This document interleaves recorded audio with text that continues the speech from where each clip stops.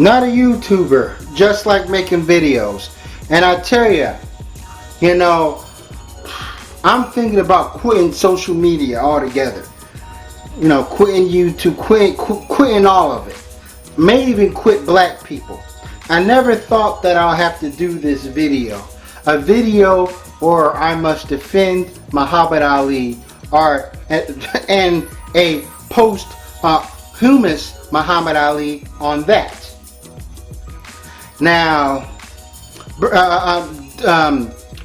forgive me if I sweat a little in this video because, you know what I'm saying, I'm hyped up, but mainly is because it's hot and I don't have my air conditioning on because, you know, you won't be able to hear you'll have a hard time hearing my commentary with the air conditioning blowing. But, you know, let's go, you know what I'm saying, the thing is, I understand that, you know what I'm saying, after the death of Muhammad Ali, that a lot of people are going to use this opportunity to say unfavorable things about him. Because, you know, most of the videos, the tributes, you know, the rest in peace, you know, are in favor of Muhammad Ali, you know what I'm saying, highlighting his life, his accomplishments and so forth. So a couple of, you know, we got people that want to go against the grain. Now, I have no problems if someone had some sort of legitimate gripes or valid critiques. But looking at these videos, they just seems frivolous, you know, completely arbitrary.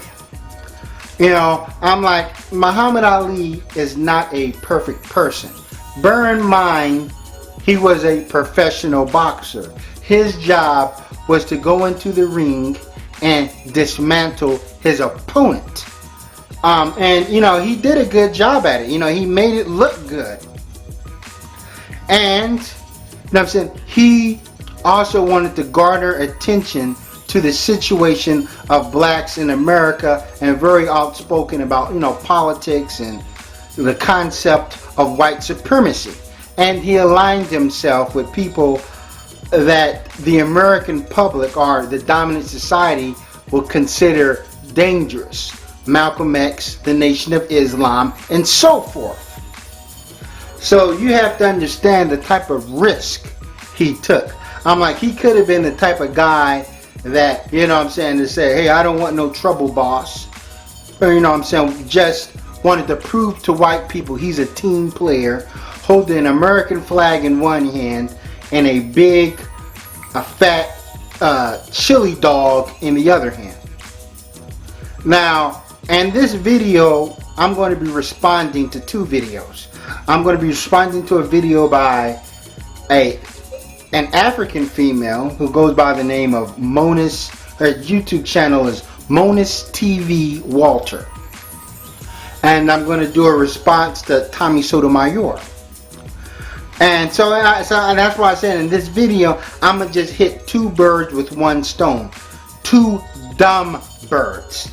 Now first, let's go into Monis' video, because people have been sharing around on the internet of this black female. She was an African who lives in Sweden, and the criteria of her video is pretty much to bash Islam. You know, her video wasn't even really about Muhammad Ali, but she, you know what I'm saying, she used that opportunity. You know, she was like, her thing was, I don't know why people consider Muhammad Ali a great man, because he was a Muslim.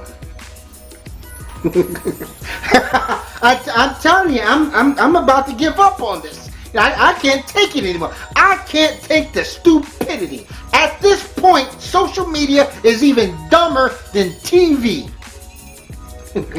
So, and that's the thing. So in her video talking about Islam, she could have just been like, hey, I got no problem with Muhammad Ali, but here's what I don't like about the religion of Islam.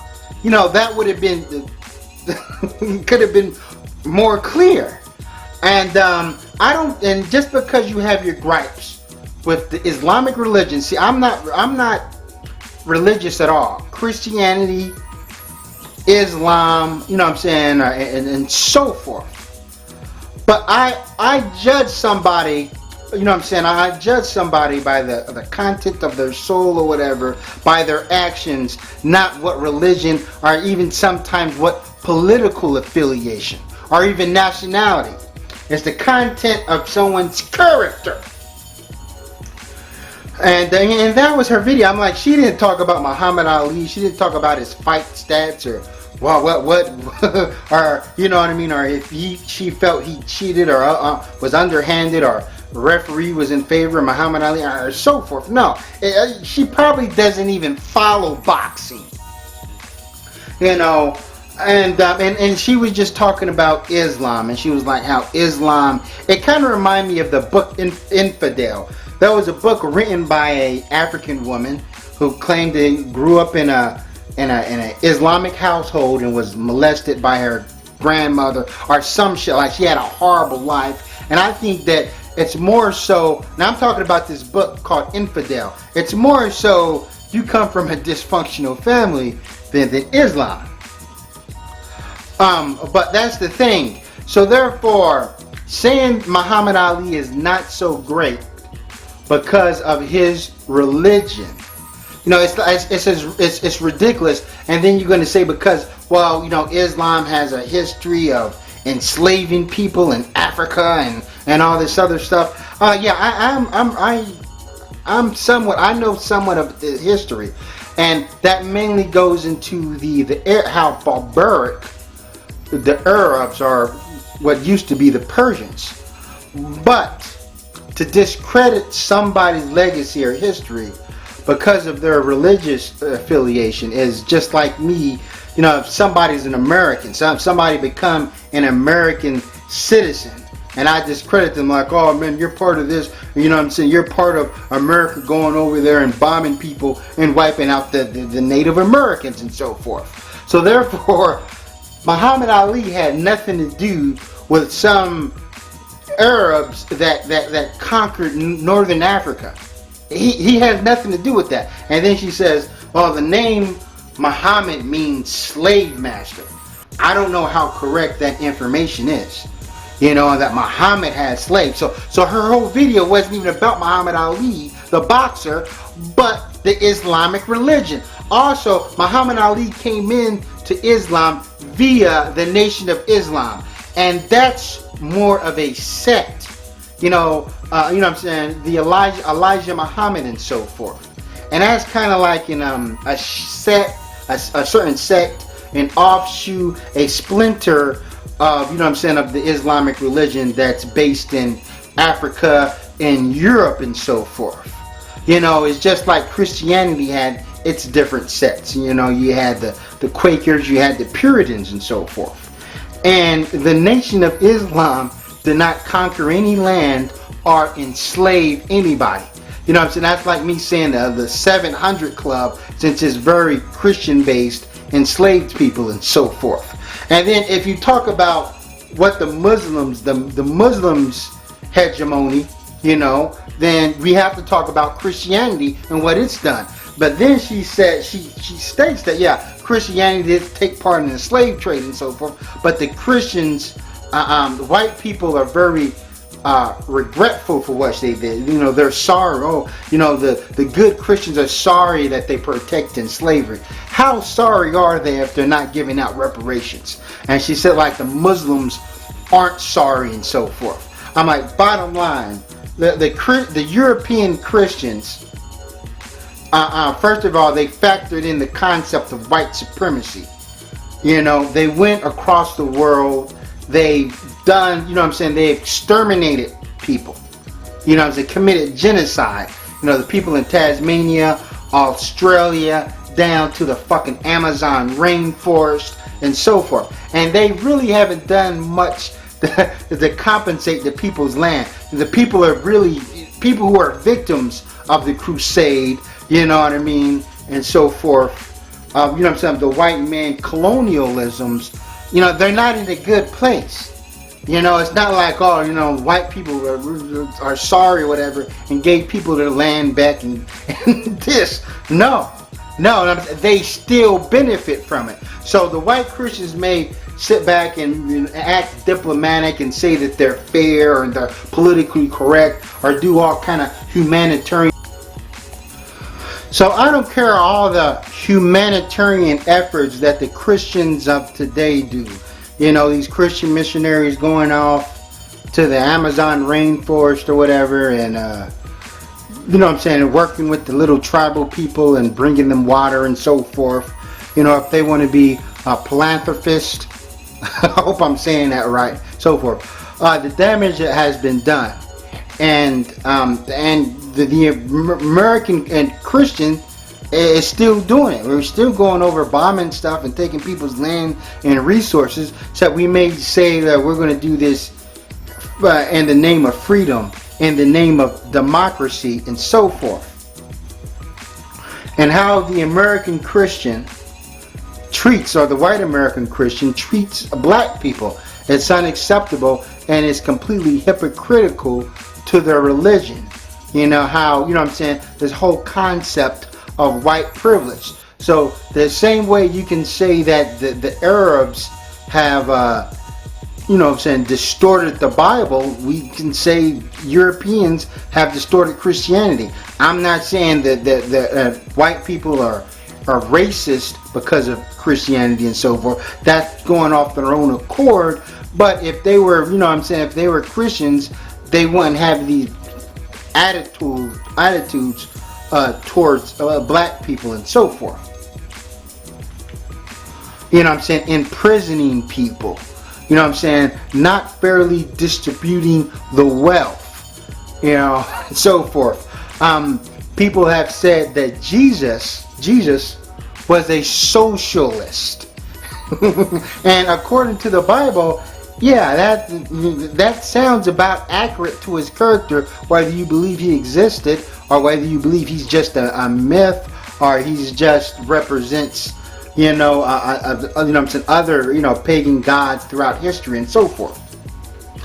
But enough with that. We're gonna go on to Tommy Sotomayor, and boy, his video about Muhammad Ali just seemed like a childish spat. You know, I'm like, he was going on and on. Basically, I've never seen such an example of someone making a mountain out of a molehill, or I would say making a mountain out of a goddamn anthill. You know, because he was saying that Muhammad Ali was a coon and a hypocrite and so forth.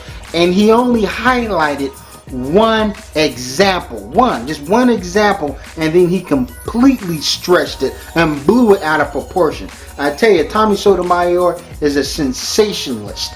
He is a propaganda artist, and of course he's going to use this opportunity to speak ill of the dead. You know what I'm saying? Because he's a verbal necrophiliac.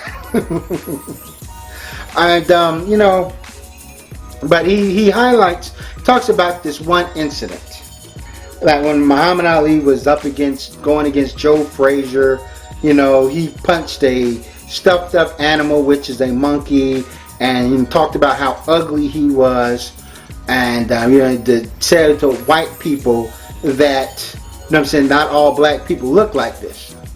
And my thing is, you may consider that to be distasteful, but how are you going to let that incident, because that's all he pretty much talked about in his video, overshadow all of his accomplishments, all the inspiration he gave to black people here in America and abroad. Yeah, this was nitpicking at his finest. And of course, you know, Tommy's an opportunist. He ain't gonna make a tribute video. He's gonna just go in and talk about Muhammad Ali, this one incident and so forth. And then he talks about how Muhammad Ali destroyed Joe Frazier's career, about how he traumatized Joe Frazier, that I guess after this, Joe Frazier's got low self-esteem. I'm like, no. First of all, Muhammad Ali it's the things that he does that get people amped up about the fights. You know what I'm saying? This trash talking. And a lot of us black people do it. You know, roasting or whatever. I'm like, Tommy Sotomayor does it. You know, because I guess, you know, because black people feel that we don't have any power in this country, and maybe trash talking is the little power that we do have. But, you know, Tommy Sotomayor loves to live vicariously through events, historical events. Because once again, he puts himself into the picture and draws comparisons to how, you know, he gets treated, how people make fun of his skin's complexion. You know, first of all, Muhammad Ali calls a lot of people ugly and so forth. And Tommy Sotomayor goes in talking about how Muhammad Ali, you know, is light-skinned or whatever, and think that he's a pretty boy. Yes, Muhammad Ali thought himself as a very dashing-looking individual, but he never made a coalition with that and him being light-skinned, like saying, ooh, I'm this pretty light-skinned dude, I'm light-skinned, so I'm automatically pretty. He just thought he was just a pretty individual. I'm pretty sure if Muhammad Ali was dark-skinned, he'll have that same attitude. You know, like, hey, I'm a pretty motherfucker and so forth. You know, and that's because of the design of his face. And just because he called Joe Frazier ugly, it probably didn't have nothing to do with him being dark-skinned, you know, and so forth. You know, if he was boxing someone who looked like the model Tyrese or Morris Chestnut and so forth, you know, dark-skinned dudes that the majority of the populace would consider handsome or attractive. Or it just be something that Muhammad Ali just calls everybody ugly. You know, Muhammad Ali may fight someone who looks like Christopher Williams and still call him ugly.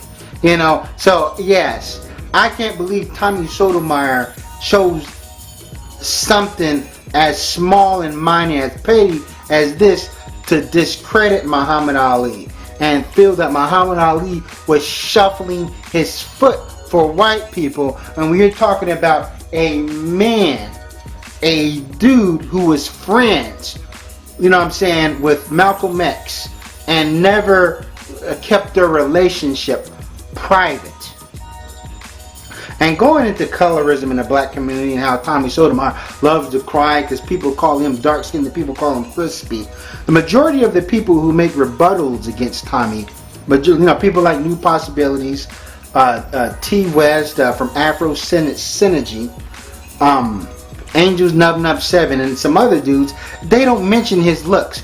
They don't mention his complexion. It's people like Tariq Nasheed in LA calling him Choco Boy, you know, and things of that nature. You know, but he's going to use these examples and ignore, you know, all the other stuff. My thing is like this. Well, Muhammad Ali, I you know what I'm saying, he's not perfect. Or you can say great men have great flaws. But, you know, and people have stated that Muhammad Ali was an adulterer. You know, and he had an affair with this light-skinned woman and so forth. Now, my thing is to black people that you can't, when it comes to our icons, you can't hold their feet to the fire on every little thing they did for their whole entire life. Just look at this person as, hey, this person sparked something here. He ignited something. You know what I'm saying? I can draw inspiration about what he's done, and I can just, you know what I'm saying, follow into that. You know what I mean? Or I can be in tune of what his ideologies were. You know what I'm saying? I don't have to agree with everything he did or constantly highlight of his shortcomings and his downfalls. But you see what I mean? And, you know, when it comes to Tommy Sotomayor, I never see him talk about a dead white person. You know, talk about, you know what I'm saying, FDR, Franklin Roosevelt, you know, he wasn't really that great of a president and so forth. But he loves going in on black people, you know. I'm like, I'll tell you this. Muhammad Ali is somebody who accomplished something. He did something. Whether it's outside the ring or in the ring. You can't take that away from him. Some of these guys here on social media, they haven't accomplished shit. You know what I'm saying? If it wasn't for Facebook or YouTube or whatever, you know, nobody would know who they are. That's all I want to say. Thanks for watching. Never stop learning.